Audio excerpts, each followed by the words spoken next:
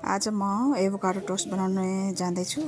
मैले अझसम्म बनाएको थिएन, त्यतिकै चाहिँ खाएको थिएँ तर बनाएको थिएन। तर युट्युबहरुमा धेरैजनाले एभोकाडो टोस्ट भनेर कति धेरै भिडियो हाल्नु भएको थियो। तिनीमा चाहिँ मैले पनि यो दुईवटा धेरै भिडियो हेरेर बनाउन ट्राई गर्दैछु। हेरौँ कस्तो हुन्छ।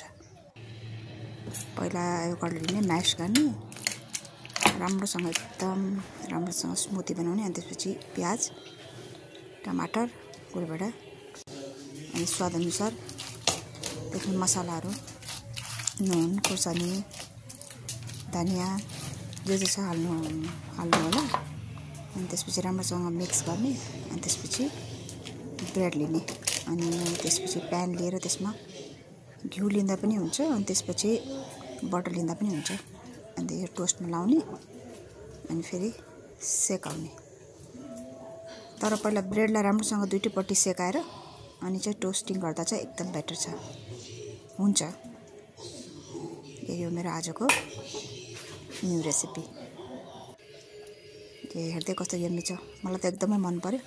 युट्युबहरुमा मान्छेहरूले भने जस्तै स्वाद मलाई त एकदमै मन पर्यो। नेक्स्ट टाइम पनि म खान्छु। अब बेलुका छोरीलाई पनि दिन्छु। आमालाई पनि एकदम मन पर्यो। अनि मलाई चाहिँ धेरै मिठो लाग्यो।